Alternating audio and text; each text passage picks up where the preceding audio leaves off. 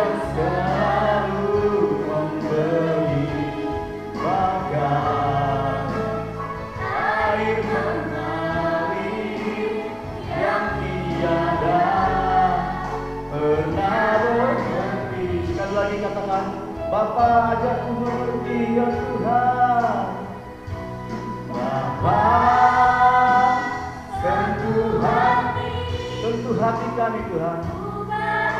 Ubahkan hidup kami hari ini, agar kami menjadi baru seperti Engkau Yesus. Emas yang murni Kau membentuk bejana hatiku. Bapa,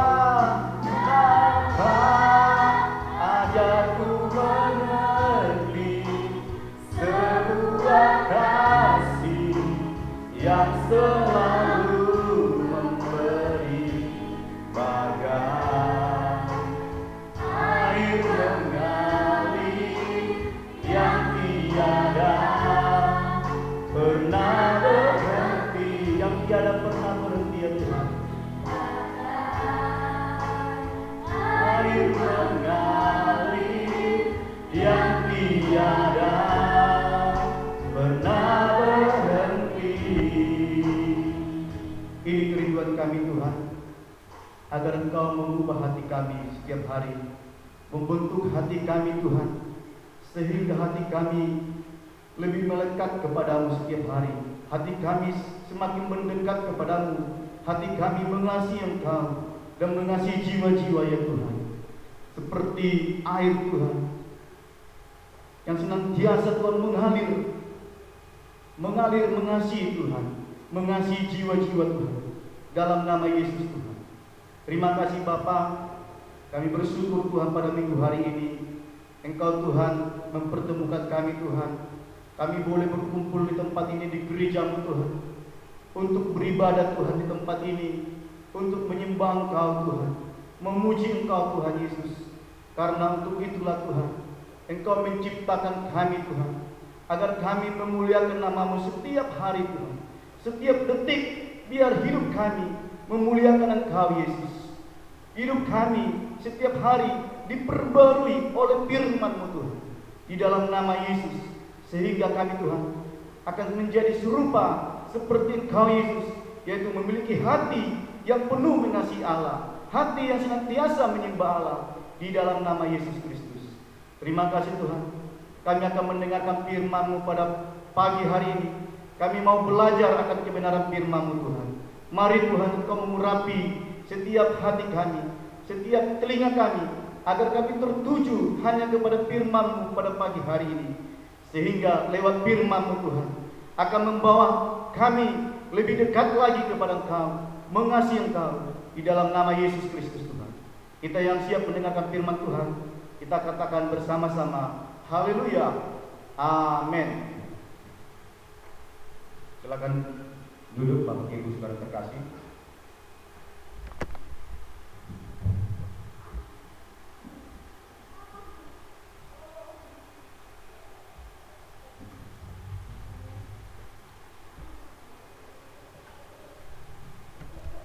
Salam, salam Bapak Ibu Saudara yang terkasih dalam nama Yesus. Puji Tuhan, kita kembali di sini dapat berkumpul beribadah. Bapak Ibu, dalam seminggu ini ada ujian dalam keluarga kami, di mana pada 10 hari yang lalu anak kami Mikael matanya terantuk, ya, karena bermain terantuk, jadi luka di sininya terus merah. Saya bawa berobat ke rumah sakit umum, berobat jalan. Nah, ada dikasih obat tetes mata Bapak Ibu 4 kali sehari, pagi, siang, sore, malam. Sehingga saya agak repot ya, sebentar lihat pagi jam berapa harus tetes obat ke matanya, siang dapat siang saya harus jumpai dia juga ke Kampung Kelapa, tetes lagi obat ke matanya Bapak Ibu. Sore juga saya harus kembali ke rumah, obat ke matanya. Malam hari juga ditetes lagi obat ke matanya. Malam mau tidur dioleskan. Habis obat, 3 hari lagi berobat jalan lagi ke rumah sakit umum. Puji Tuhan, matanya sudah mulai sembuh Bapak Ibu. Nah, beberapa hari setelah itu, sekitar 3 hari, mamanya masuk rumah sakit Metamedica karena habis makan mie jam 12 malam. Jadi ketika saya pulang jam 1 malam menarik, saya terkejut. Dia sakit memulas. Saya baru pulang, belum bisa membawanya langsung. Saya kasih introstop, belum juga, kita doakan belum. Sampai jam setengah 4 saya bawa ke Metamedica. Ada sekitar 3 hari, 4 hari di Metamedica. Hari Jumat udah boleh keluar. Kemudian hari Jumat pagi anak kami Syandres sakit lagi, mentret. Kemungkinan menular dari rumah sakit Metamedica. Mentret awalnya mau dibawa opungnya ke rumah sakit Metamedica, tapi dibilang opungnya mungkin harus dapat rujukan dari Dokter Tony. Lalu saya katakan tidak mungkin menunggu Dokter Tony, itu jam 5 sore baru buka. Lalu saya bawa sekitar jam siang, habis makan siang atau sebelum makan siang, ke rumah sakit umum. Langsung ditangani rumah sakit umum, digd, diambil darah. Terus dokter bilang ini bisa harus di opname karena dari pasang infus. Lalu bisa juga berobat jalan, tapi saran mereka harus diopname Bapak Ibu. Nah, agak berunding keluarga, apakah berobat jalan anak kami Syandries atau diimpus. Lalu saya bilang sama dokter, kalau saya dokter setuju saja kalau harus opname di rumah sakit umum. Opung saya juga setuju, tapi kami harus menunggu mamanya. Ditelepon mamanya, terus mamanya kebetulan sudah bisa keluar dari Metamedica. Pulang dari Metamedica, mamanya langsung meluncur ke rumah sakit umum. Lalu dokter bertanya bagaimana Bu Syandresnya, apakah harus diopname? Agak berpikir-pikir istri saya, diopname untuk berobat jalan, sementara dia pun baru sakit. Lalu kesimpulannya opname saja. Nah, Bapak Ibu, yang membuat agak ganjil hati saya dengan istri saya, dia agak marah sama saya. Kenapa Syandres kami di rumah sakit umum di bawah? Kenapa tidak di rumah sakit Metamedica? Karena mungkin lebih enak di Metamedica pakai AC. Ya, saya tahu pakai AC. Tapi opungnya kan sudah bilang kalau mau ke Metamedica harus ngambil rujukan Dokter Tony. Sementara Syandres kami udah mencret, udah demam, kami pikir virus corona. Jam 5 pagi udah mencret terus. Saya harus cepat bertindak, jam 2 siang saya bawa lari ke rumah sakit umum. Karena di rumah sakit umum langsung ditangani. Nah, saya bilang sama istri saya, menurut saya lebih baik lebih cepat pelayanan di rumah sakit umum sekarang daripada Metamedica, bukan seperti dulu, saya bilang. Mereka tidak tahu kalau di rumah sakit umum itu sudah ada standarnya sekarang. Mereka tidak boleh main-main karena rumah sakit umum sudah diawasi wartawan kerja mereka dan LSM. Karena beberapa tahun yang lalu ini pernah menjadi persoalan pelayanan mereka. Jadi mereka sudah diubahkan. Tapi walaupun demikian istri saya marah-marah aja, ya. Syandres akhirnya di ruang anak tidak ada AC, tapi di ruangan tersebut hanya 2 orang mereka. Kalau dibandingkan di Metamedica, rame-rame satu kamar bisa 7 orang seperti dulu.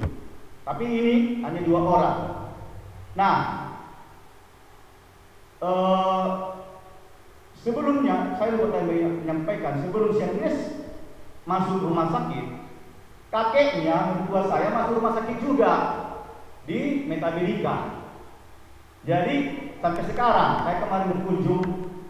Nah, lalu saya dengar juga dan waktu saya malam menjenguk Syandres, dibilang istri saya, bapak saya juga udah masuk ke Metamedica lama. Di satu lantai dengan mertua saya, beda kamar. Jadi tolong didoakan Bapak Ibu ya, kalau ada waktu nanti berkunjung ya. Jadi untung saya datang mertua saya perempuan jaga kesehatan mama. Iya, saya bilang. Saya berpikir kalau saya yang sakit repot juga. Bekerja susah, pelayanan susah. Tapi puji Tuhan, ini merupakan tantangan sedikit saja bagi kita. Kalau dibanding Ayub lebih parah dari situ ya.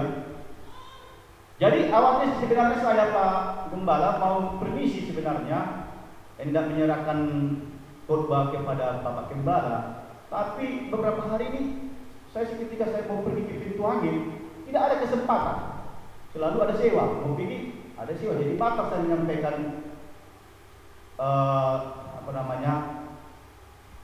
keputusan diri supaya saya ditunda aja. Ya, tapi ternyata puji Tuhan, Tuhan masih memberi kesempatan. Saya harus menyampaikan firman Tuhan.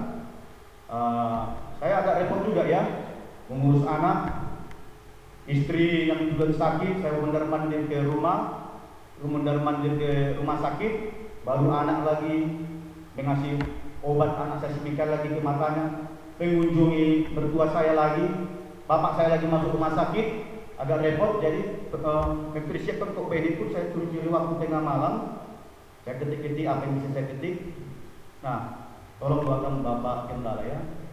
Mudah-mudahan lewat peristiwa ini istri saya bisa bertobat, dijamah hatinya, jamah Tuhan mertua saya juga, orang tua, supaya mendekatkan diri kepada Tuhan. Ini menurut saya pelajaran kecil, ya.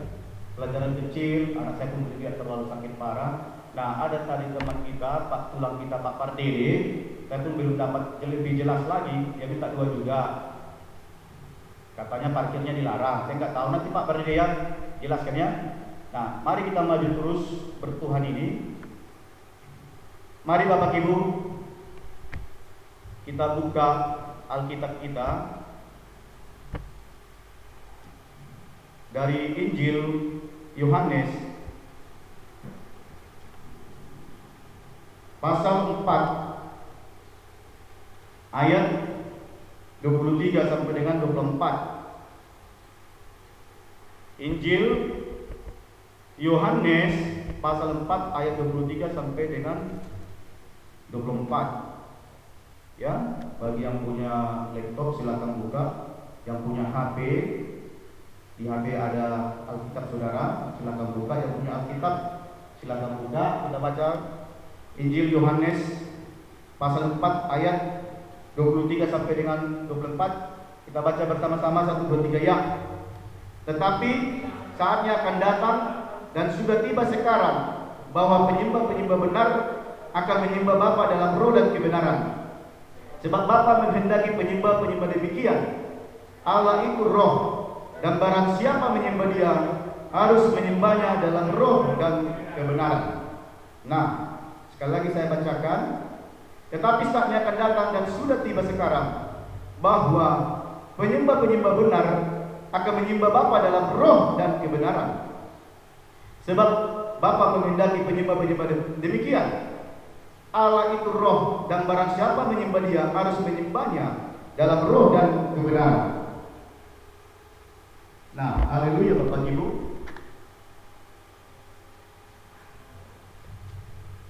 Bapak Ibu saudara yang terkasih,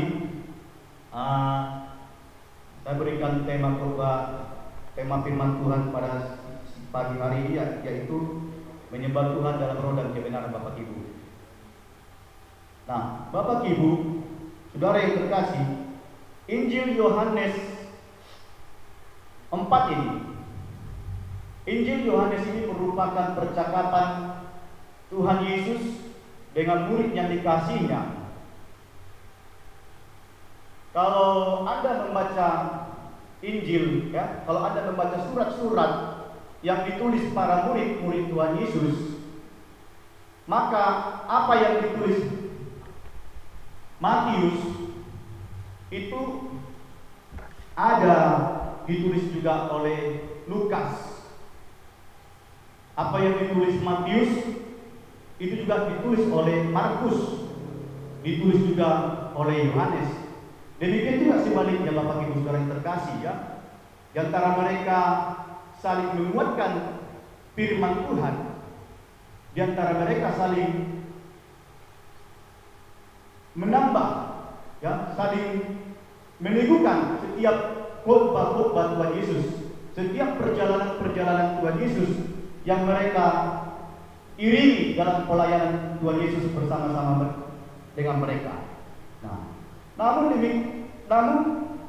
demikian Bapak Ibu Saudara terkasih, dalam hal ini dalam Yohanes 4, dalam Yohanes pasal 4 ini kisah pertemuan Yesus dengan perempuan Samaria, Anda tidak akan menemukan di Injil-Injil yang lain Bapak Ibu Saudara terkasih. Kenapa demikian Bapak Ibu? Bahwa kisah pertemuan Yesus dengan perempuan Samaria ini tidak ada kita jumpai nanti dalam Matius, dalam suratan Lukas, Markus. Kenapa Bapak Ibu Saudara terkasih? Kenapa hanya Yohanes yang memiliki kesempatan yang manis untuk menulis kisah pertemuan Yesus dengan perempuan Samaria?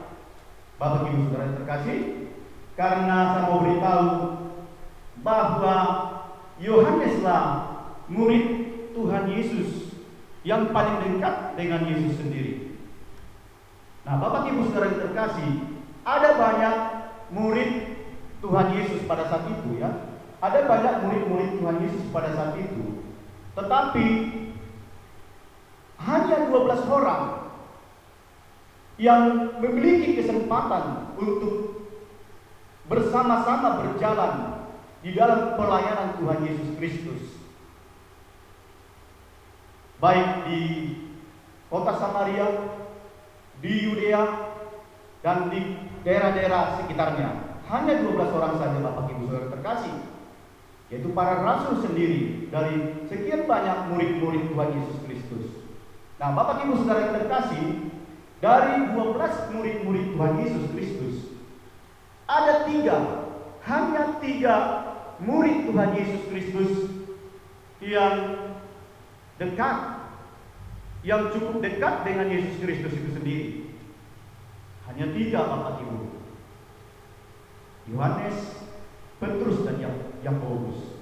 Nah, dari antara yang 3 pribadi ini, dari antara 3 murid Tuhan Yesus Kristus, hanya ada 1 orang yang paling dekat sekali dengan Yesus Kristus, yaitu Yohanes.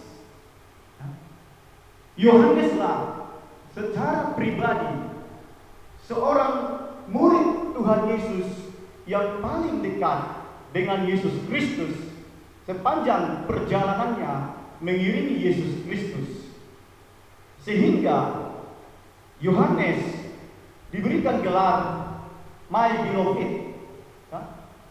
Artinya, dari sekian banyak murid Tuhan Yesus, hanya Yohaneslah yang berani dan tidak segan-segan menaruhkan kepalanya di dada Tuhan Yesus Kristus. Dan itu pernah terjadi, ya. Yohanes menaruhkan kepalanya di dada Tuhan Yesus Kristus. Saking dekatnya Yohanes tersebut dengan Yesus Kristus sendiri. Bayangkan, luar biasa, ya. Padahal kita mengetahui Yohanes adalah memiliki danger laki-laki dan Yesus Kristus juga laki-laki. Tetapi di sini, dalam hal ini, dalam pribadi yang manis, hubungan yang manis antara Yohanes dengan Yesus Kristus, Yohanes berani meletakkan kepalanya di dada Tuhan Yesus Kristus.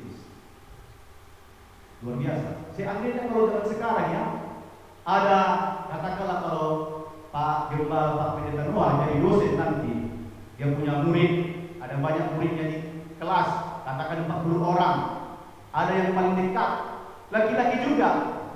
Seandainya laki-laki muridnya si Daniel menaruhkan kepalanya di dada Bapak Pendeta, bagaimana?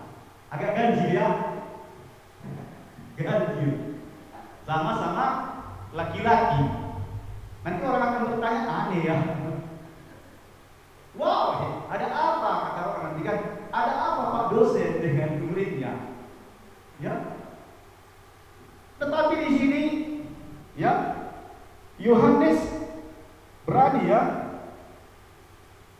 meletakkan kepalanya di dada Tuhan Yesus Kristus sehingga dia diberikan julukan My Beloved ya.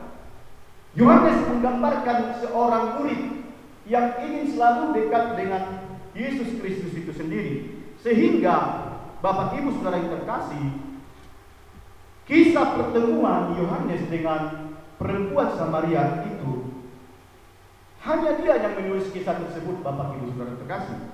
Dari 12 rasul Tuhan Yesus ya, hanya Yohanes yang memiliki kesempatan menulis kisah pertemuan tersebut, Bapak Ibu.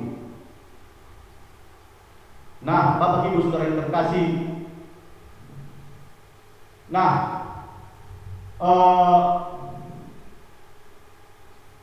dalam Yohanes 4 ini, inti daripada kisah ini adalah, Bapak Ibu, yaitu pertemuan Yesus dengan perempuan Samaria yang menjadi percakapan antara Yesus dengan perempuan Samaria, Bapak Ibu. Ya. Nah, belum baterai mau habis. Kalau kita memperhatikan yang menjadi inti daripada pasal 4 ini, inti keduanya, yang pertama adalah nanti kita akan pelajari, yaitu masalah penyembahan di dalam roh dan kebenaran. Dan yang kedua, inti daripada pasal ini yaitu percakapan dengan perempuan Samaria. Bapak Ibu Saudara yang terkasih, dalam Injil Yohanes pasal 4 ini, Anda akan menemukan, kita akan mengetahui bahwa ada Yesus di sini mengadakan perjumpaan dengan perempuan Samaria. Ya, pada waktu Tuhan Yesus sedang berada di Samaria, maka seorang perempuan berjumpa dengan Yesus, ya, di dekat sumur, ya, dekat sumur, di sumur. Kalau kita baca bersama-sama di ayat 7, maka datanglah seorang perempuan Samaria hendak menimba air. Kata Yesus kepadanya, berilah aku minum, sebab murid-muridnya telah pergi ke kota membeli makanan. Maka kata perempuan Samaria itu kepadanya, masakah engkau seorang Yahudi minta minum kepadaku, seorang Samaria? Sebab orang Yahudi tidak bergaul dengan orang Samaria. Jawab Yesus kepadanya, jikalau engkau tahu tentang karunia Allah, dan siapakah dia yang berkata kepadamu, berilah aku minum, niscaya engkau telah meminta kepadanya, dan ia telah memberikan kepadamu air hidup. Ayat 11 saya bacakan. Kata perempuan itu kepadanya, Tuhan, engkau tidak punya timba, dan sumur ini amat dalam. Dari manakah engkau memperoleh air hidup itu? Adakah engkau lebih besar daripada bapa kami Yakub yang memberikan sumur ini kepada kami, dan yang telah minum sendiri dari dalamnya, ia serta anak-anaknya dan ternaknya? Ayat 13, jawab Yesus kepadanya, barang siapa minum air ini, ia akan haus lagi. Tetapi barang siapa minum air yang akan kuberikan kepadanya, ia tidak akan haus untuk selama-lamanya. Sebaliknya air yang akan kuberikan kepadanya akan menjadi mata air di dalam dirinya, yang terus-menerus memancar sampai kepada hidup yang kekal. Kata perempuan itu kepadanya, Tuhan, berikanlah aku air itu, supaya aku tidak haus dan tidak usah datang lagi ke sini untuk menimba air. Kata Yesus kepadanya, pergilah, panggillah suamimu dan datang ke sini. Ayat 17, kata perempuan itu, aku tidak mempunyai suami. Kata Yesus kepadanya, tepat katamu bahwa engkau tidak mempunyai suami, sebab engkau sudah mempunyai 5 suami, dan yang ada sekarang padamu bukanlah suamimu. Dalam hal ini engkau berkata benar. Ayat 19, kata perempuan itu kepada Tuhan, nyata sekarang padaku bahwa engkau adalah seorang nabi, Bapak Ibu. Nah, Bapak Ibu Saudara yang terkasih dalam nama Yesus, di dalam literatur bahwa perempuan Samaria ini adalah perempuan yang berdosa, ya, yang sangat berdosa pada saat itu, Bapak Ibu Saudara yang terkasih, di Samaria. Karena kenapa? Karena ketika Yesus mengatakan, panggillah suamimu, lalu perempuan itu mengatakan, tidak ada suamiku. Lalu Yesus berkata, tepat katamu, tidak ada suamimu lagi, karena engkau telah 5 kali menikah dan 5 kali cerai. Dan yang ada pada laki-laki sekarang adalah laki-laki simpananmu, Bapak Ibu Saudara terkasih. Nah, Bapak Ibu Saudara terkasih, dalam literaturnya bahwa kita akan meyakini perempuan Samaria ini adalah perempuan yang sangat cantik ketika itu. Perempuan Samaria ini dalam kisah pertemuan Yesus yang dituliskan Yohanes dalam pasal ini merupakan perempuan yang sangat cantik ketika itu. Dan bukan hanya sekedar cantik, Bapak Ibu, tapi saya yakin dalam literatur mengatakan dia adalah wanita yang lumayan cukup kaya. Sehingga di dalam kecantikannya, dalam modal kecantikan perempuan tersebut dan dalam kekayaannya, dia tidak segan-segan mungkin berkata kepada laki-laki yang lain, kepada suaminya, kalau mereka ada cekcok di antara mereka, perempuan ini akan berkata, silakan tinggalkan saya. Kalau engkau tidak suka lagi, Pak, tinggalkan saja aku. Engkau bisa pergi, karena aku tidak tergantung hidup padamu. Karena kenapa dia berani berkata demikian, Bapak Ibu? Karena dia adalah perempuan yang cantik dan memiliki kekayaan. Jadi dia tidak tergantung kepada laki-laki. Sehingga perempuan ini dikatakan dalam pasal ini memiliki 5 suami. Ya? Artinya dia menikah pertama sekali cerai, nikah lagi, yang kedua kepada laki-laki yang kedua menjadi suami, cerai lagi. Dalam literatur mengatakan laki-laki tidak pernah menceraikan dia, tapi laki-laki itu yang pergi meninggalkan dia, sehingga dia berkata, silakan tinggalkan saya. Saya tidak tergantung padamu karena tidak memiliki kekayaan, Bapak Ibu Saudara terkasih. Nah, Bapak Ibu, dalam literatur juga berkata, kota Samaria pada saat itu adalah merupakan kota atau daerah yang tidak tertib di dalam pernikahan. Tidak tertib kita menjumpai pemerintah, ya, atau penguasa kota itu dalam menertibkan pernikahan pada saat itu. Sehingga di dalam kota ini banyak wanita-wanita, ya, seperti perempuan ini. Dalam kota Samaria, dalam literatur menceritakan banyak kumpul kebo, Bapak Ibu Saudara terkasih. Sehingga perempuan ini berjumpa dengan Yesus, dan Yesus mengatakan kepada perempuan ini, panggillah suamimu. Lalu perempuan itu berkata dengan jujur, atau jujur yang ada panggung sandiwaranya, ya, tidak terlalu jujur tapi bersandiwara. Tuhan, aku tidak punya suami. Tepat katamu, kata Yesus, sebab engkau suamimu yang ini bukan suamimu sebenarnya. Ini adalah simpananmu.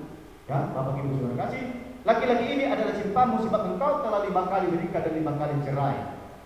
Nah, artinya Bapak Ibu Saudara terkasih, di sini lalu perempuan berdosa itu, Bapak Ibu, mengetahui dan terkejut melihat keajaiban Tuhan Yesus pada saat itu dan mengatakan, Tuhan, barulah engkau tahu, engkaulah nabi, katanya. Nah, selanjutnya Bapak Ibu dalam percakapan mereka, apa dikatakan di situ? Nenek moyang kami menyembah di atas gunung ini, tetapi kamu katakan bahwa Yerusalem tempat orang menyembah. Kata Yesus kepadanya, percayalah kepadaku, hai perempuan, saatnya akan tiba bahwa kamu akan menyembah Bapa bukan di gunung ini dan bukan juga di Yerusalem. Kamu menyembah apa yang tidak kamu kenal, kami menyembah apa yang kami kenal, sebab keselamatan datang dari bangsa Yahudi. Ini ayat 23 yang menjadi tema sentral kita dari pasal ini. Tetapi saatnya akan datang dan sudah tiba sekarang bahwa penyembah-penyembah benar akan menyembah Bapa dalam roh dan kebenaran. Sebab Bapa menghendaki penyembah-penyembah demikian. Allah itu roh, dan barang siapa menyembah Dia harus menyembahnya dalam roh dan kebenaran. Bapak Ibu Saudara terkasih. Nah, Bapak Ibu Saudara yang terkasih, di sini ketika perempuan Samaria ini, ketika perempuan berdosa ini berjumpa dengan Yesus, berkenalan dengan Yesus, dan mengetahui bahwa Yesus itu bukan manusia biasa, dia mengatakan nabi. Pada kesempatan manis ini, pada saat itu, disitulah perempuan ini, Bapak Ibu Saudara yang terkasih, mengerti bahwa bagaimana menyembah Tuhan. Bapak Ibu Saudara yang terkasih, dalam pasal 23 ayat 24, Yesus mengungkapkan rahasia bahwa saatnya akan tiba penyembah-penyembah benar. Bapak Ibu Saudara yang terkasih. Namun sebelum kita sampai lebih dalam pelajaran menyembah, nah, apa yang bisa kita pelajari dari perjumpaan Yesus dengan perempuan Samaria itu? Apa yang bisa kita jumpai, Bapak Ibu? Apa yang bisa kita ambil maknanya dari perjumpaan perempuan Samaria, perempuan berdosa, ketika berjumpa dengan Yesus dalam pasal ini? Di sini kita akan mengetahui dari kisah mereka bahwa Tuhan berdaulat atas, Tuhan semesta alam berdaulat atas setiap hidup kita. Amin. Dari kisah ini kita mengetahui bahwa Tuhan semesta alam berdaulat atas setiap hidup kita, Bapak Ibu Saudara terkasih. Nah, Bapak Ibu Saudara terkasih, di dalam perjanjian lama Tuhan memakai seekor keledai untuk membuat beliau bertobat. Di dalam perjanjian baru Tuhan memakai seekor hayam untuk membuat Petrus bertobat. Nah, dalam kisah ini, dalam Yohanes pasal 4 ini, Tuhan memakai perempuan berdosa untuk masuk memberitakan Injil ke kota Samaria. Dan perempuan Samaria ini menjadi penginjil pertama ketika itu, sebelum 12 rasul diutus pada saat itu. Haleluya. Artinya, kesimpulannya Bapak Ibu, bahwa kalau perempuan berdosa saja Tuhan bisa pakai untuk memberitakan Injil, menyampaikan kabar baik di kota Samaria, terlebih Bapak Ibu Saudara yang terkasih, bisa Tuhan pakai, kita bisa Tuhan pakai untuk menyampaikan kabar baik ke tengah-tengah Indonesia ini, Bapak Ibu Saudara yang terkasih. Nah, Bapak Ibu Saudara yang terkasih, dalam nama Yesus, dalam perjanjian lama, ya, untuk kita bisa mengerti bahwa saatnya akan tiba penyembah-penyembah benar akan menyembah Bapa dalam roh dan kebenaran.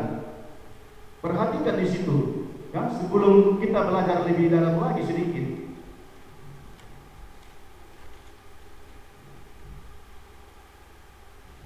Nah, dalam perjanjian lama, Bapak Ibu Saudara yang terkasih, bahwa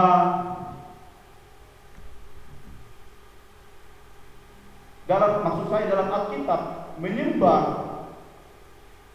itu berasal dari kata personeo.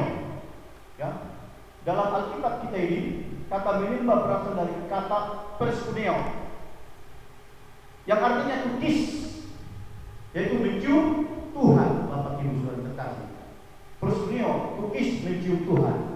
Dalam perjanjian lama, kata ibadah menggunakan kata apoda. Apoda diambil dari bahasa Ibrani, yaitu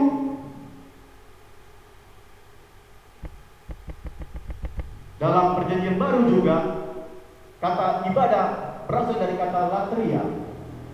Kata ibadah berasal dari kata latria, dari bahasa Yunani, yang artinya merupakan pekerjaan seorang budak Bapak Ibu Saudara yang terkasih.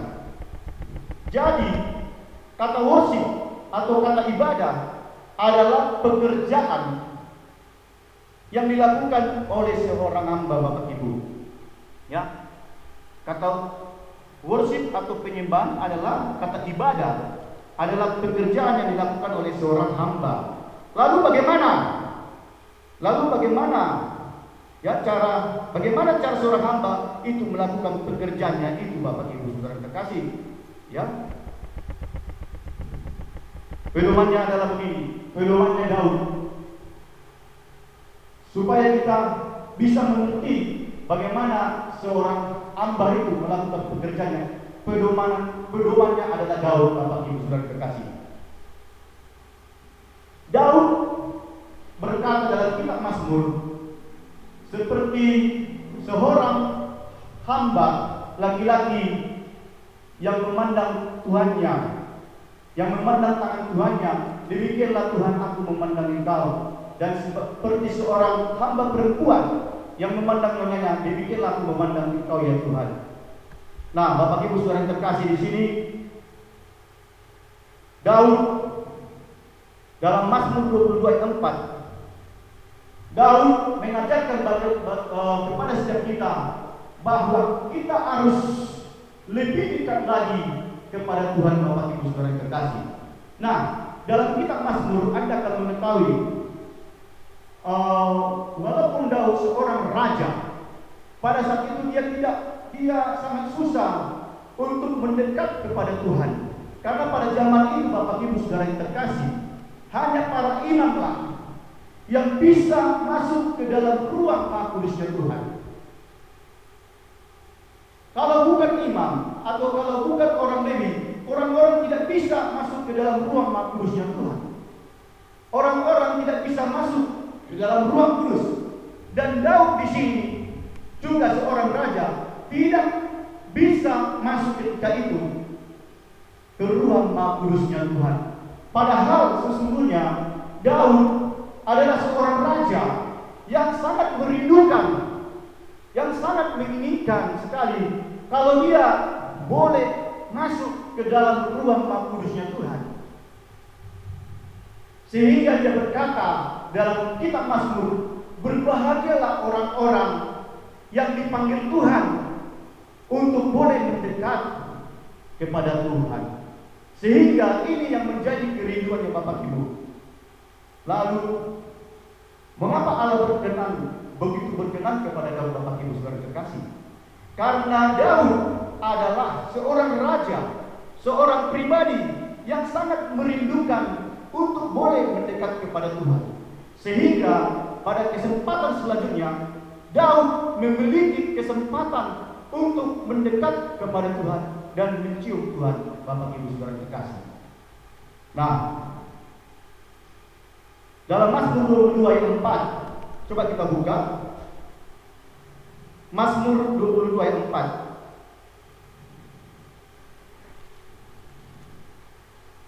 Coba baca Pak Pardede.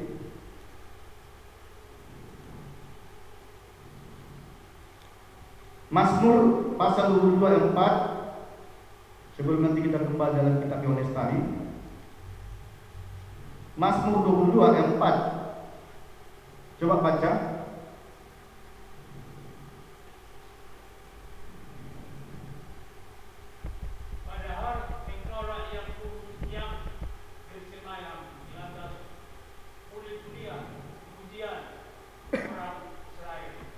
Ya, padahal engkaulah yang kudus, yang bersemayam di atas puji-pujian orang Israel, Bapak Ibu Saudara kasih. Jadi Tuhan hadir ketika kita memuji Tuhan. Amin. Tuhan hadir ketika kita memuji Tuhan, Bapak Ibu Saudara terkasih. Nah, tapi kita sudah mengerti bagaimana kerinduan hati Daud, ya. Dia seorang raja begitu memiliki kerinduan untuk boleh masuk di ruang Maha Kudus Tuhan. Daud memiliki kerinduan untuk boleh menyembah Tuhan dan berjumpa dengan Tuhan. Walaupun dia seorang raja, dia menanggalkan kerajaannya pada saat itu, Bapak Ibu. Karena dia mengetahui di dalam hadirat Tuhan, dia bukan seorang raja, Bapak Ibu. Amin. Di dalam hadirat Tuhan, Daud bukan orang nomor satu. Tapi Daud menyadari, di dalam hadirat Tuhan, Tuhanlah yang nomor satu. Amin. Demikianlah Bapak Ibu dalam penyembahan kita. Di dalam hadirat Tuhan, di gereja ini, ataupun di dalam KKR, dimanapun kita ibadah, kita bukan menjadi orang nomor satu, bukan gembala yang menjadi orang nomor satu, bukan wali kota atau presiden yang mungkin hadir dalam ibadah kita, tapi Tuhanlah yang menjadi orang nomor satu, menjadi pribadi, menjadi Allah yang nomor satu untuk kita bersama-sama menyembah Dia. Amin. Makanya akan terjadi nanti bahwa saatnya akan datang dan sudah tiba sekarang bahwa penyembah-penyembah benar akan menyembah Bapa dalam roh dan kebenaran. Itulah menyembah Bapa dalam roh dan kebenaran, yaitu fokus kita pertama kepada Tuhan. Jadi Bapak Ibu Saudara yang terkasih, Tuhan hadir di dalam penyembahan kita, Bapak Ibu. Nah, sebelum Daud raja, seniornya yang terlebih dahulu Saul adalah seorang raja, Bapak Ibu Saudara yang terkasih, di Israel. Kalau Saul mengenal Tuhan itu tidak begitu baik, kalau Saul menempatkan Tuhan tidak begitu baik, Bapak Ibu Saudara yang terkasih. Di dalam kepemimpinan Saul, ya, Saul mengundang Tuhan, ya, dalam peperangannya. Saul membawa tabut menunjukkan kemenangan kepada Tuhan. Tetapi ketika Saul tidak memiliki masalah apa-apa, ketika Saul tidak berperang, ketika Saul lagi santai-santai dalam kerajaannya, lagi tidak memiliki pergumulan, Saul begitu mudah melupakan Tuhan, Bapak Ibu Saudara terkasih, tidak mengandalkan Tuhan. Jadi artinya di sini Bapak Ibu Saudara terkasih, Saul menjadikan Tuhan seperti pemadam kebakaran. Artinya di sini kalau terjadi musibah, Saul mengundang Tuhan.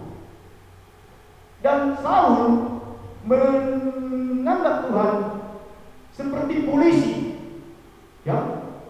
Kalau lagi dalam masalah, di dalam pertempuran, Saul mengundang Tuhan, Bapak Ibu Saudara terkasih. Tapi lihat, Daud tidak seperti Saul, Bapak Ibu Saudara terkasih. Daud dalam situasi apapun, baik ketika dia memerintah sebagai seorang raja, Daud selalu menempatkan Tuhan dan menyembah Tuhan, menghormati Tuhan. Juga ketika Daud memiliki permasalahan, juga Daud menghormati Tuhan, Bapak Ibu Saudara terkasih. Nah, itulah kita harus menyembah Tuhan, Bapak Ibu Saudara yang terkasih, dalam nama Yesus. Nah, mari kita seperti Daud lebih mendekatkan diri kepada Tuhan. Mari kita naikkan dulu penyembahan kita. Lebih baik satu hari di pelataranmu daripada 1000 hari di tempat lain. Katakan, memuji-Mu Tuhan, memuji-Mu, menyembah-Mu, Kau layak hidup dan menikmati hadirat-Mu Tuhan. Katakan, lebih baik satu hari di pelataran Tuhan. Lebih baik satu hari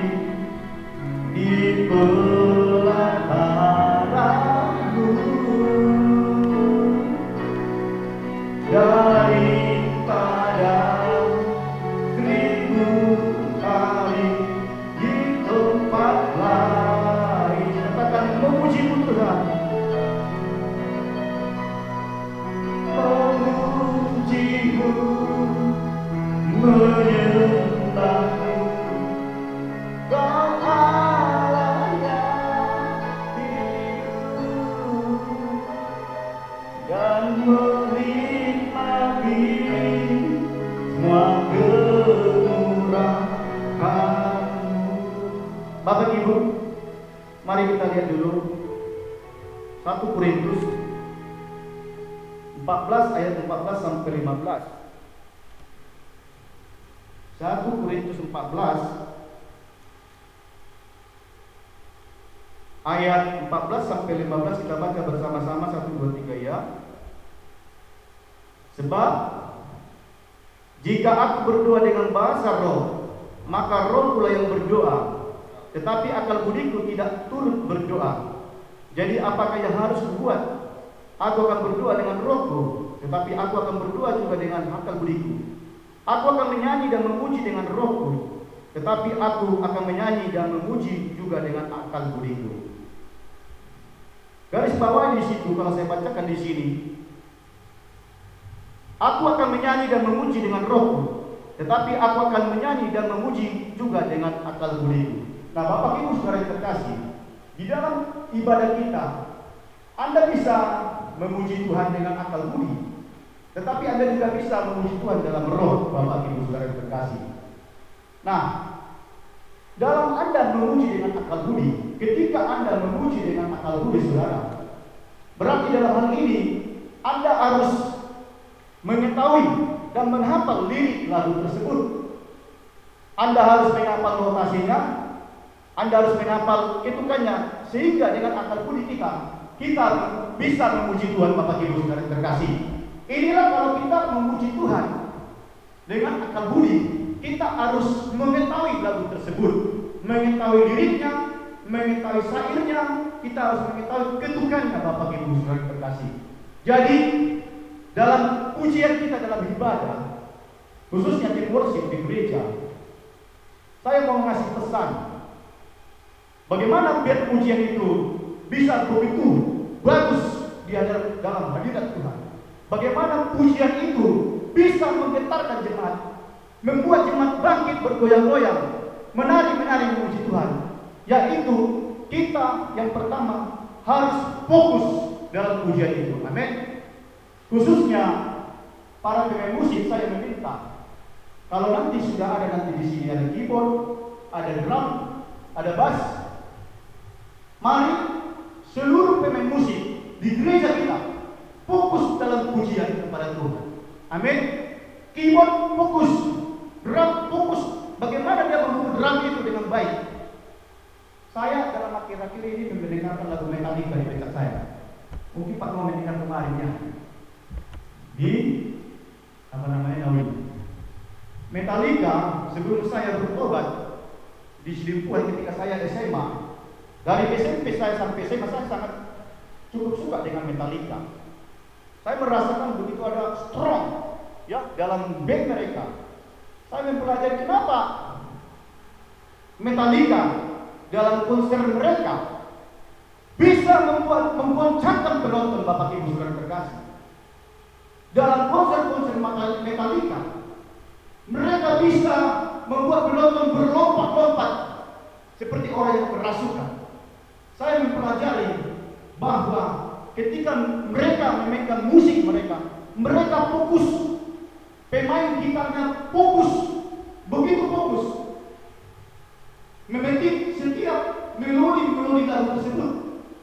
Pemain drumnya juga, yang orang pemain drum nomor 1 di dunia ini, begitu fokus memukul setiap drumnya.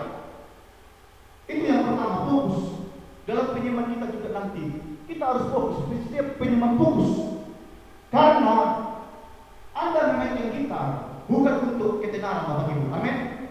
Kita menaikkan pujian, baik yang sebagai WL, singer, pemain musik, kita mempersembahkan persembahan kepada Tuhan yang terbaik. Haleluya. Amin. Keyboard fokus, drum mari fokus, pukul dengan baik. Bass juga petik gitar. Ini rahasia mereka, Bapak Ibu. Mereka fokus. Bagaimanapun di depan mereka penonton mau bagaimana, fokus. Fokus mereka meminta. Mau ada yang pingsan, fokus. Kalau kita perhatikan di gereja kita, di gereja-gereja karismatik kurang ya, kurang fokus. Sehingga pujian itu seperti kurang semangat, kurang goyang-goyang. Kenapa kalau anak-anak saya di becak saya, kalau mereka minta lagu DJ, kenapa mereka bisa nyanyi-nyanyi berjoget-joget? Ya, tidak ada rasa malu. Kenapa di gereja ada rasa malu ya? Ada rasa letih, tidak mau melakukan tidak. Kenapa? Ini kekurangan kita juga. Kita harus introspeksi diri. Gereja harus introspeksi diri dalam melakukan pujian penyembahan. Pemain musik juga harus introspeksi diri. Apa yang kekurangan kita? Kita fokus, itu yang pertama ya. Dalam pujian, dalam kita memuji dengan akal budi, memuji Tuhan dengan akal budi, marilah kita fokus memuji Tuhan. Amin. WL fokus, pimpin pujian, pimpin penikmat kepada Tuhan, fokus hanya kepada Tuhan. Sehingga juga demikian Bapak Ibu. Jemaat juga, mari Anda fokus, Robert Daniel fokus. Jangan berdiam diri saja memuji Tuhan. Amin. Daniel, Robert, Anda di sini bukan memuji untuk orang, ya. Kalau saudara bernyanyi, kalau Robert bernyanyi, Daniel bernyanyi, Anda tidak untuk menyenangkan hati pendeta di sini. Anda bukan untuk mengambil perhatian orang lain, tidak. Buang pikiran negatif begitu. Anda bernyanyi memuji Tuhan, itu untuk benar-benar ditujukan kepada Tuhan. Amin. Jadi kita bernyanyi, menyembahmu. Lalu Robert juga ini, Daniel juga ini. Tidak tahu apa dipikirkan, apakah cewek, Robert atau togel yang dipikirkan, saya tidak tahu. Ya, kita ini karismatik Bapak Ibu. Kita bukan kayak gereja lain, ya, kayak ini tidak. Ciri khas gereja kita pujian dan penyembahan. Amin. Daniel mau bernyanyi ke Tuhan? Anda bernyanyi bukan untuk saya, bukan untuk WL. Ya. Kalau WL mengajak saudara bernyanyi, Anda bukan berarti supaya patuh sama WL, bukan. Anda patuh kepada Tuhan. Haleluya. Kalau WL menyuruh Daniel menyembah Tuhan, Anda bukan untuk menghormati WL, tapi menghormati Tuhan di gereja ini. Amin. Menghormati hadirat Tuhan di sini. Anda bernyanyi di dalam hadirat Tuhan itu harus. Di dalam ibadah Anda harus bernyanyi di dalam hadirat Tuhan dalam gereja ini. Tidak berdiam diri. Dalam pujian kita juga Anda harus bernyanyi. Kalau Anda belum hafal lagu dari sini ada. Ya. Lagu. Saya di rumah berdoa saya hafal lagunya. Saya minta sama gereja, orang gereja, mana fotokopinya dulu. Saya fotokopi, saya pelajari di rumah Bapak Ibu. Anda juga kalau tidak tahu, lihat diri. Ya, ya Robert ya Daniel. Kalau sering-sering Anda menyanyi lagu yang sama, sebulan ini saja pasti. Kalau betul-betul Anda menyanyi dengan sungguh-sungguh, Anda pasti tahu. Bukan hanya di tempat ini, di rumah juga Anda pasti tahu. Kalau Anda mau bernyanyi di rumah, amin. Bernyanyi di rumah ya, Robert ya. Bernyanyi. Karena dalam kitab Mazmur berkata, ya, Tuhan hadir dalam pujian kita.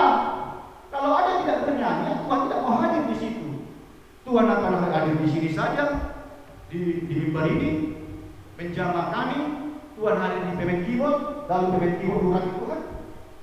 Roh Kudus tidak melihat Daniel bernyanyi, Roh Kudus tidak melihat Daniel Robert. Roh Kudus tidak mau menjamah saudara. Roh Kudus tidak mau memberkati saudara, memberikan ibadah. Roh Kudus akan melewatkan saudara. Akhirnya yang rugi siapa? Anda sendiri yang rugi. Tidak diberkati di gereja ini. Ketika Anda pulang dari gereja ini, hampa. Sama saja Anda belum masuk hampa. Ya, itu makanya Anda bekerja tidak semangat. Kalau hidup kita hampa, hati kita tidak dipenuhi hadirat Tuhan, Anda di rumah tidak semangat. Bekerja dari kerja tidak semangat. Datang ke gereja ini tidur ngantuk. Mimpi ketemu dengan Lucy, Tante Lucifer. Bukan bertemu dengan Yesus kerinduan untuk berjumpa dengan Tuhan dan mencium Tuhan. Tapi Anda tidak memiliki kerinduan itu. Karena Anda hampa, Anda tidak memberikan hidup Anda seluruhnya. Anda tidak mau memuji Tuhan, Anda berarti tidak mau memberikan hidup kepada Tuhan. Jadi mau berubah kawan-kawanku, Robert? Daniel mau berubah? Minggu depan aja saja ya. Gak usah malu dibilang apa kalau seorang tangan. Kalau saya memuji Tuhan di rumah dulu, baru bertobat sampai sekarang, saya sendiri bapak saya berlangsung. Kita tahu. Saya memuji bukan untuk mereka, saya memuji untuk Tuhan. Amin. Mau barang suara saudara, ya, mau joget suara saudara, tidak bisa maksudnya. Mau bagaimanapun bentuk suara saudara, Anda ketika memuji untuk Tuhan, Tuhan berkenan, Tuhan hadir dalam hidupmu. Amin. Bangkit ya, amin. Puji Tuhan Daniel. Lalu Bapak Ibu Saudara yang terkasih, yang kedua, bagaimana biar tim worship itu di gereja kita. Saya mempelajari dari musik dan proses. Kita bisa belajar dengan lagu-lagu sekuler ya.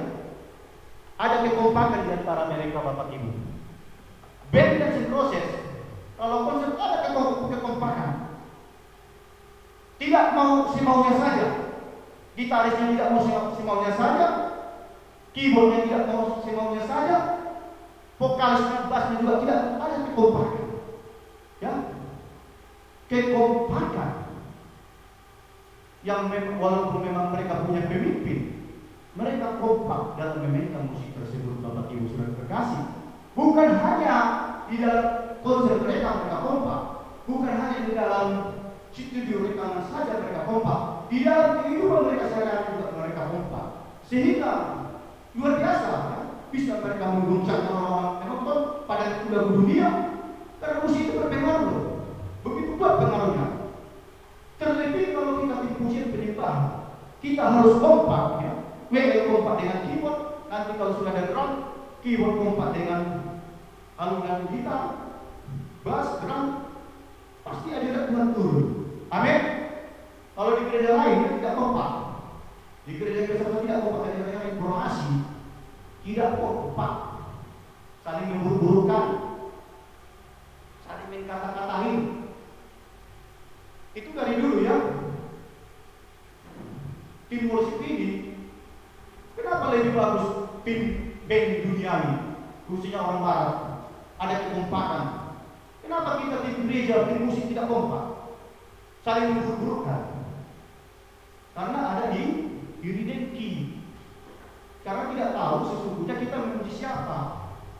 Kita memuji Tuhan, amin. Tidak mencari ketenaran, jadi kompak ya. Jangan memburu-burukan, kita nanti berdoa. Kalau gereja kita sudah cukup besar, ada nanti kemen drum kita, keyboard kita, bass, mari kompak, amin. Kompak, fokus kepada Tuhan, kompak satu sama lain, satu tim kompak. Sehingga saya percaya, hadirat Tuhan akan turun. Hadirat Tuhan akan turun. Roh Kudus akan turun menjamah setiap jemaat. Haleluya. Nah, kita lanjutkan Bapak Ibu Saudara terkasih. Nah, itulah memuji Tuhan dengan akal budi. Lalu bagaimana yang dikatakan ya, memuji Tuhan, menyembah Tuhan? Mana Yohanes tadi ya? Menyembah Tuhan dalam roh dan kebenaran. Apa dikatakan di sini? Saya bacakan ya. Bahwa penyembah-penyembah benar akan menyembah Bapa dalam roh dan kebenaran. Sebab Bapa menghendaki penyembah-penyembah demikian. Allah itu roh, dan barang siapa menyembah Dia harus menyembahnya dalam roh dan kebenaran. Nah, Bapak Ibu Saudara yang terkasih, saya sudah banyak ya gereja. Saya tidak berniat untuk pindah-pindah gereja. Saya yang selama ini ingin tahu bagaimana ibadahnya, bagaimana khotbah-khotbahnya. Jadi saya banyak memiliki kesempatan ibadah di gereja sini, di gereja situ, ibadah di gereja Betel, ibadah di gereja GKI, ibadah di gereja Betani, kita sudah pernah, ibadah di gereja GSJA, kita sudah pernah, ibadah di katakan di mana lagi ada bedanya. Nah, saya memperhatikan ada banyak jemaat bisa memuji Tuhan Bapak Ibu. Ya, menyembah Tuhan. Ada banyak jemaat ketika memuji Tuhan lancar ya, hafal liriknya, sudah hafal notasinya, ketukan musiknya, tapi ketika masuk di dalam penyembahan dalam roh, jemaat di sini kewalahan Bapak Ibu. Banyak di antara kita di gereja-gereja kita tidak bisa sampai ke sini.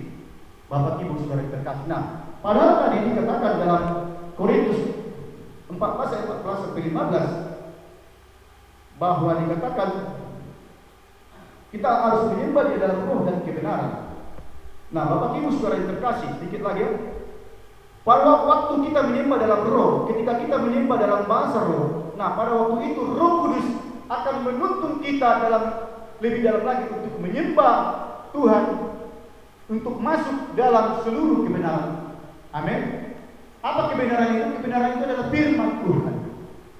Jadi artinya saudara yang terkasih, kita perlu memuji Tuhan dengan akal budi kita, dan perlu lebih dalam lagi masuk ke dalam penyembahan di dalam roh dan kebenaran. Minta bahasa roh itu, yaitu menyembah dalam roh, dalam bahasa roh, sehingga Roh Kudus akan membawa kita lebih masuk lagi di dalam kebenaran. Dalam bahasa roh, ya. Jadi bagaimana mungkin orang yang masih merokok bisa masuk dalam penyembahan dalam bahasa roh? Bagaimana mungkin seorang perokok di antara kita bisa berbahasa roh? Itu tidak mungkin. Jadi tinggalkan rokok saudara ya. Kalau Anda mau lagi lebih dalam lagi di dalam hadirat Tuhan, tinggalkan rokok saudara. Amin. Saya di sini berkata bukan masalah api neraka. Saya tidak bicara tentang api neraka atau surga dalam konteks rokok ini, tidak. Saya suruh Anda meninggalkan rokok saudara. Bukan masalah api neraka. Ini masalah menghormati Tuhan, masalah kekudusan hidup, masalah karunia roh, supaya saudara lebih dekat lagi dengan Tuhan. Amin. Amin. Daniel Robert, kalau mau sekolah kita tinggalkan itu, ya, pelan-pelan. Berikan komitmen di hati kita. Tuhan, secara daging aku tidak mampu meninggalkan rokok ini, tapi hatiku Tuhan aku kepingin. Kalau sungguh-sungguh itu Anda lakukan, Anda berniat, rokok itu Anda coba kurangi, pasti Anda lepaskan rokok itu. Haleluya. Lepaskan rokok itu ya. Lalu Anda akan masuk lebih dalam lagi menyembah Tuhan. Anda akan masuk dalam bahasa roh. Roh Kudus akan membawa kita kepada seluruh kebenaran. Yang terakhir Bapak Ibu, ya, saya singkat-singkat saja. Nah, ketika kita terus menyembah Tuhan dalam bahasa roh, maka Roh Kudus akan menuntun kita untuk berjumpa dengan Tuhan. Ya. Ketika kita masuk dalam penyembahan dalam roh, ini bahasa roh bukannya dibikin-bikin ya, karena dikatakan bahwa penyembah benar, kata benar di sini dalam roh, kita menyembah dalam bahasa roh bukan dibikin-bikin, tapi memang ada yang dibikin-bikin. Itu akan kelihatan dari ekspresinya. Tapi yang kita mau, firman Tuhan mau, kita menyembah dalam roh dan kebenaran. Saudara menyembah dalam roh dan kebenaran. Saudara masuk dalam alam roh, dalam bahasa roh, maka Roh Kudus akan memberikan pengertian lebih lagi kepada kita, Bapak Ibu Saudara terkasih. Hal-hal yang tidak kita mengerti akan Tuhan singkapkan, Bapak Ibu Saudara terkasih. Ya, akan Tuhan singkapkan dalam kehidupan kita. Saya beri kesaksian sedikit lagi. Sebelum saya melayani pertobatan saya yang kedua, tahun yang lalu, saya banyak menyembah Tuhan dalam becak saya, di dalam rela Onda saya. Kalau saya pergi ke Tarutung, saya sembah Tuhan. Kalau saya pergi ke Cirebon, saya sembah Tuhan. Saya sekali-sekali berbahasa roh. Ini dapat sendiri ya. Bahasa roh dapat sendiri. Saya setahun ini, sebelum setahun yang lalu, saya merindukan sesungguhnya. Saya sering nangis. Tuhan, sebenarnya aku ingin melayani Kau seperti dulu. Lalu bagaimana caranya Tuhan? Aku tidak mengerti. Saya tidak mengerti Tuhan, karena saya sudah begitu jatuh, begitu dalam Tuhan saya jatuh ke dalam dosa. 10 tahun saya meninggalkan Tuhan. Oh, bukan meninggalkan Tuhan, 10 tahun saya meninggalkan pelayanan Bapak Ibu. Bukan meninggalkan Tuhan ya, kalau meninggalkan Tuhan biarlah kita mau gereja. 10 tahun saya meninggalkan pelayanan, dan itu merupakan dosa terbesar. Ya, bagaimana Yunus dulu ketika meninggalkan pelayanan dia dimakan ikan paus. Begitulah saya, dosa saya. 10 tahun hanya demi uang. 10 tahun saya meninggalkan pelayanan. Saya bekerja sebagai seorang wartawan, ya. 10 tahun saya bekerja sebagai seorang wartawan LSM di Kota Sibolga. Sampai suatu titik kejenuhan, ya, sampai suatu titik kejenuhan. Ketika saya operasi jantung, ada kejenuhan dalam hati saya. Hampa rasanya, begitu hancur hidup saya, saudara terkasih. Dan saya merindukan pelayanan saudara. Dan saya tidak tahu, saya jadi berdua di sepeda motor saya, Tuhan bagaimana caranya saya bisa kembali seperti dulu. Saya angkat selalu penyembahan kepada Tuhan, baik di sepeda motor saya di rumah. Sampai Tuhan menjawab hal-hal yang tidak mengerti, hal-hal yang tidak masuk di akal. Tuhan lakukan dengan spektakuler. Awal bulan Desember, Bapak Gembala menjemput saya ke rumah saudara. Bayangkan luar biasa pekerjaan Tuhan. Bapak Gembala bersama ibu bawa anak kecil mereka hujan-hujan, mau meringankan langkah menjemput saya, Bapak Ibu. Ya, saya yakin, ya, saya yakin saat itu Tuhan yang menyuruh Bapak tersebut, Bapak Gembala kita, ya, karena saya juga merindukan pelayanan itu. Itulah ketika saudara menyembah Tuhan setiap hari, masuk di dalam penyembahan, di dalam alam rohnya Tuhan, di dalam pasar roh, Roh Kudus akan menuntun Anda lebih dalam lagi untuk berjumpa dengan Tuhan Yesus dan mencium Tuhan Yesus, dan hal-hal yang tidak Anda mengerti akan Tuhan singkatkan, hal-hal yang tidak bisa dilakukan akan Tuhan mampukan untuk saudara melakukannya. Amin. Itulah kita menyembah dalam roh dan kebenaran, Bapak Ibu. Saya kembali puji Tuhan, dipanggil Tuhan Yesus, suatu panggilan yang sangat mulia, panggilan yang terakhir dalam hidup saya, yang tidak bisa saya tolak ketika bulan 12. Kalau saya tolak, pasti tidak ada lagi pintu terbuka bagi saya. Itulah panggilan terakhir, karena saya sudah 10 tahun meninggalkan pelayanan itu, dan Tuhan beri kesempatan sekali lagi dalam hidup saya. Saya meresponi, puji Tuhan, kita kembali berkumpul di tempat ini. Saya diberi kepercayaan Bapak Gembala dalam pelayanan kita. Amin.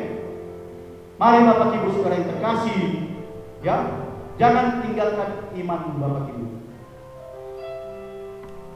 Inilah ketika Daud, ketika pemazmur, ya, saya dulu, ketika pemazmur memperhatikan orang-orang fasik, dia membandingkan hidupnya dengan orang-orang fasik. Bapak Ibu saudara terkasih, kalau dia melihat orang-orang fasik begitu gemuk, begitu kenyang kelihatannya, yang hidupnya jauh dari Tuhan, tapi ketika pemazmur yang hidupnya menyerahkan hidupnya sepenuhnya kepada Tuhan, tapi pemazmur tidak seperti mereka.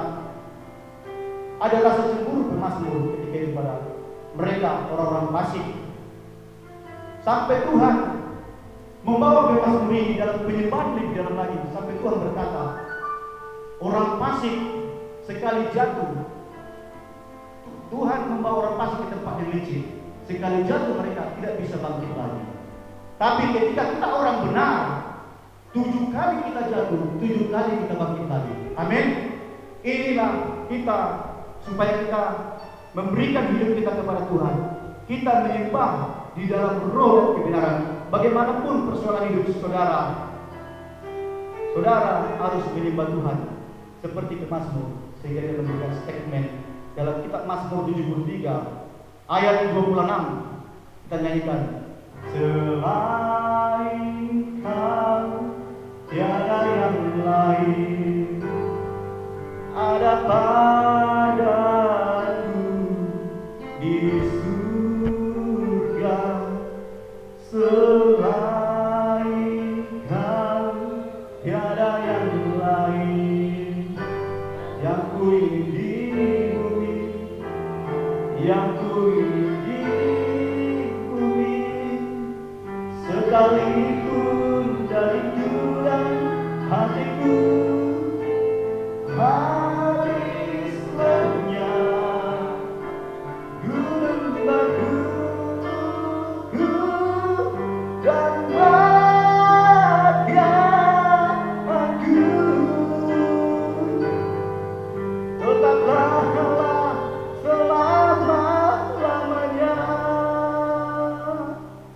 kita naikkan Mazmur ini, Mazmur Daud, Mazmur dari para pemazmur. Kita nyanyikan nyanyian ini dengan sungguh-sungguh. Selain Engkau tiada yang lain. Selain Engkau padaku di seluruh. Katakan selain Engkau Tuhan. Selain Engkau tiada yang lain. Yang ku ingin di bumi, yang ku ingin di bumi, sekalipun hatiku dan hatiku habis lenyap, gunung batu dan bahagiaanku tetaplah Allah selama-lamanya. Sekalipun dari Tuhan, sekalipun dari Tuhan, hatiku habis lenyap, gunung batu dan bahagiaanku tetaplah Allah selama-lamanya. Tetaplah Allah selama-lamanya. Mari kita sembah Tuhan. Haleluya. Mari puji Dia. Kita puji Tuhan dengan seluruh kebesarannya. Kita puji Tuhan dengan seluruh kasih-Nya. Kita puji Tuhan dengan seluruh kedaulatannya dalam hidup kita. Haleluya. Engkau jangan berkecil hati. Kalau engkau melihat orang fasik lebih kaya dari engkau, jangan berkecil hati. Engkau lebih berharga di mata Tuhan. Kalau hidupmu benar, engkau lebih berharga di mata Tuhan. Ketika engkau jatuh 7 kali, Tuhan akan membangkitkanmu kembali. Tetapi orang fasik sekali jatuh, mereka tidak akan dibangkitkan lagi. Tetapi engkau dengan kasih Tuhan, Tuhan akan membangkitkan engkau. Selagi engkau memberikan hidupmu kepada Tuhan. Mari kita naikkan pujian ini. Selain engkau tiada yang lain. Mari jemaat Tuhan, Bapak Ibu, kita bangkit berdiri. Kita naikkan lebih sungguh-sungguh. Tiada yang lain ada padaku di surga selain Kau, tiada yang lain yang ku ingin diikuti, yang ku ingin diikuti. Sekalipun dagingku dan hatiku habis lenyap, gunung batu dan bahagiaanku tetaplah Allah selama-lamanya. Sekalipun dari Tuhan, sekalipun dariku dan hatiku habis lenyap, gunung batu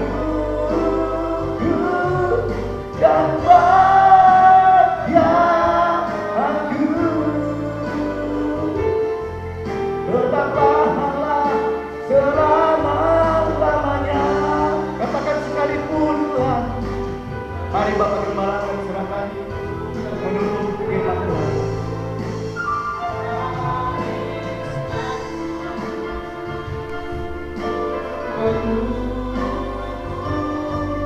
Dan bahagiaanku tetaplah selama-lamanya. Biar musik saya saudara dengan mata sebentar, hanya sebentar saja. Saudara, Yohanes itu digelar dengan My Beloved. orang yang dikasihi Tuhan. Dan tahukah saudara, Yesus pernah berkata, orang yang ada di sini, yang hadir di sini, dia tidak akan mati sebelum dia melihat kedatangan Anak Manusia. Dialah Yohanes. Maka Yohanes di Pulau Patmos melihat kemuliaan, dan dia melihat bagaimana Anak Manusia datang dan menghakimi semua. My beloved. Dan Daud adalah, siapa yang tidak kenal dengan Daud? Saudaraku, semua musuh takut akan dia. Dia adalah raja yang ditakuti. Kalau musuhnya mengetahui bahwa Daud ikut berperang, maka musuhnya akan berkata, lebih baik kita menyerah daripada kita berperang melawan Daud. Sebab kita akan kalah. Sebab Tuhan bersama-sama dengan Daud. Dan tahukah saudara, Daud ini digelari the mighty warrior. Dia adalah tentara yang ditakuti oleh setiap orang. Tetapi ketika Daud di hadapan Tuhan, dia meninggalkan semuanya. Dia meninggalkan tahtanya, dia meninggalkan mahkotanya. Dia diam serendah-rendahnya di hadapan Tuhan, karena dia tahu bagi Tuhan di hadapannya tidak ada yang berharga. Semua kita ini adalah barang yang fana. Saudaraku, kalau saudara padanya menyadari hidupmu tidak ada apa-apanya di hadapan Tuhan, mari datang, diharap. Maksudnya adalah rendahkan dirimu serendah-rendahnya. Daud tidak mempertahankan dirinya sebagai seorang raja, sebagai seorang yang ditakuti oleh orang lain. Maka raja-raja kalau Daud datang, mereka akan menggelar karpet merah dan membawa persembahan yang wangi-wangi. Tapi ketika Daud di hadapan Tuhan, dia meninggalkan semua. Dia meninggalkan semua. Haleluya. Haleluya. Selain Kau, Tuhan, selain Kau tiada yang lain ada padaku di surga. Selain Kau tiada yang lain yang ku ingin di bumi, yang ku ingin di bumi. Sekalipun dagingku dan hatiku habis lenyap, gunung batuku dan bagianku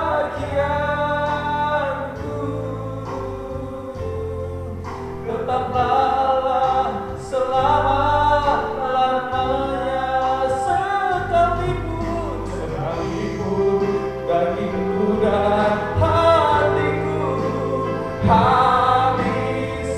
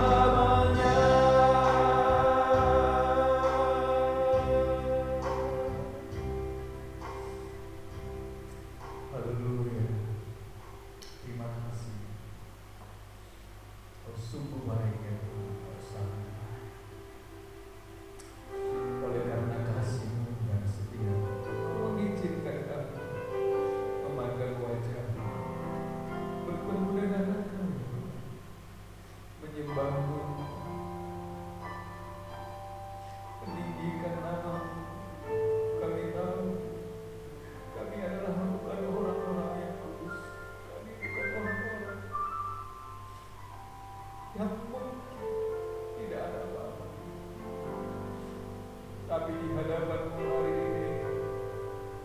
Kami memberanikan diri kami. Kami memberanikan diri kami.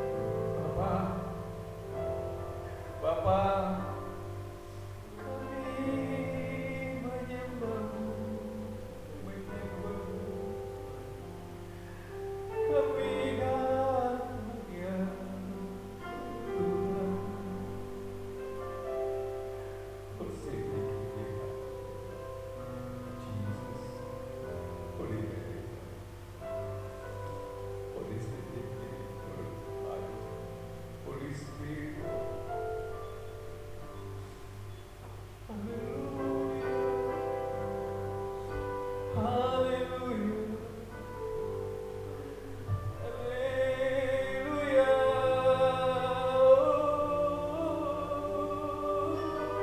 Hallelujah.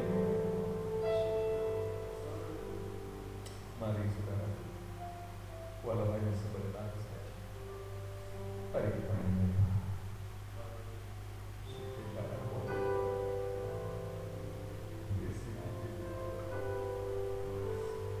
Dengan apakah kami membalas semua perbuatan? Dengan apakah kami membalas semua kasih dan setia? Dengan apakah Tuhan?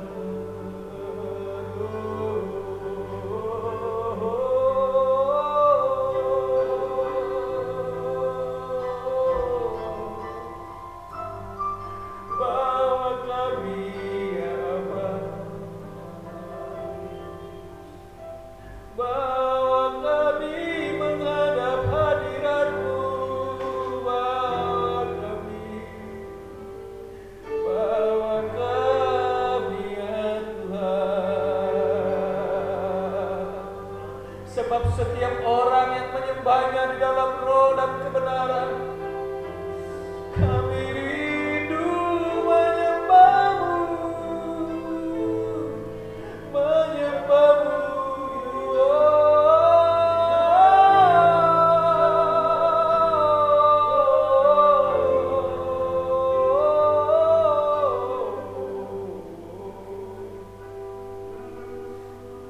Kudus, Kudus, bersih diri baik sama kami. Bawa kami menghadap tahta-Mu yang kudus, menghadap tahta-Mu. Mari saudara, mari kita menyembah, mari kita menyembah. Katakan sesuatu kepada-Mu, ucapkan sesuatu. Sesungguhnya Kau tidak ada apa-apanya di dalam. Sesungguhnya kita tidak ada apa-apanya. Apa yang kita banggakan? Apa yang kita banggakan? Apa yang kita miliki?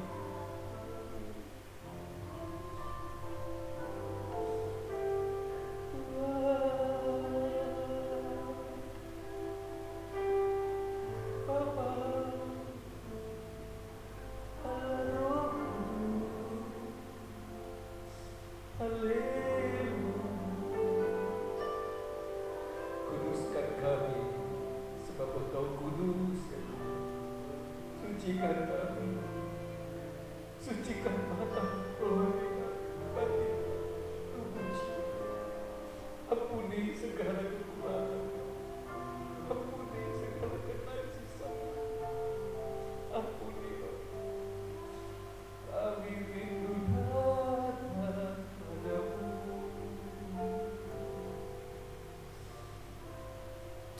Terima kasih. Terima kasih. Berkati keluarga dari Pak Jo, mertuanya, anaknya, istrinya yang sedang sakit. Roh Kudus, di tempat ini kami berdoa, di tempat di mana mereka berada, maka kuasa Allah berjalan dalam nama Yesus, dalam nama Yesus.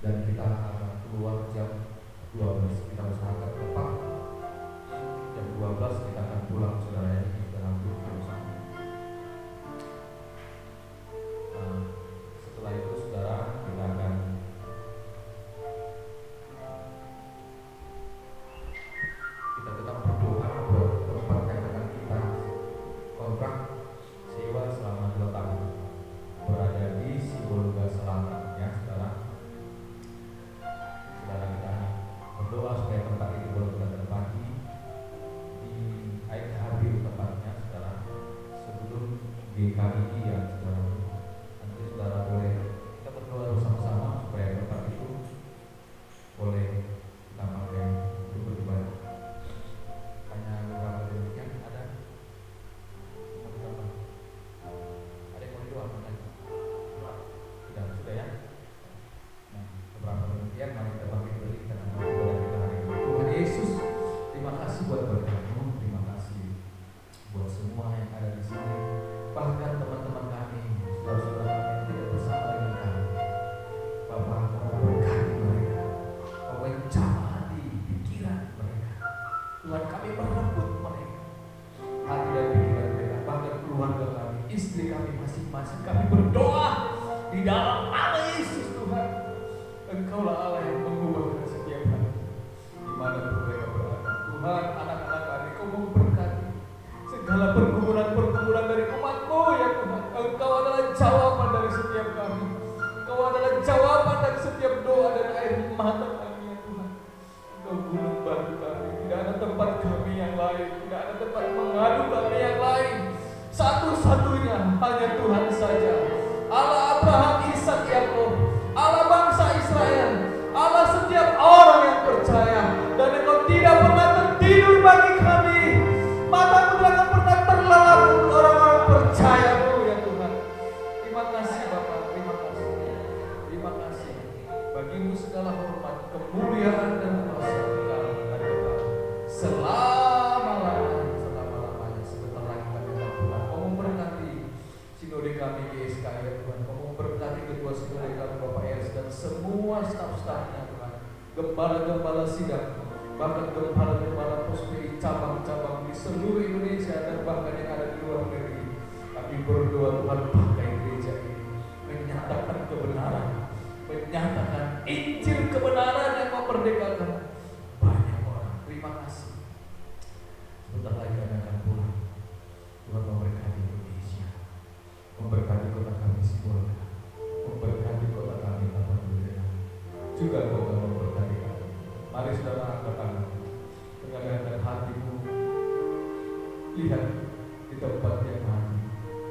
Dia yang duduk dalam kemuliaan memberkatimu, dan pulanglah, bawalah damai sejahtera dari Allah Bapa, cinta dan kasih-Nya Tuhan kita Yesus Kristus, dan di dalam persekutuan yang manis bersama dengan Roh Kudus-Nya akan memelihara hidupmu, masa depanmu, di dalam nama Tuhan Yesus Kristus. Iblis akan memberkati kamu hari ini, seterusnya dan selama-lamanya sampai Dia Maranatha datang menjemput kita. Haleluya. Sama-sama kita katakan amin. Selamat siang. Tuhan Yesus memberkati.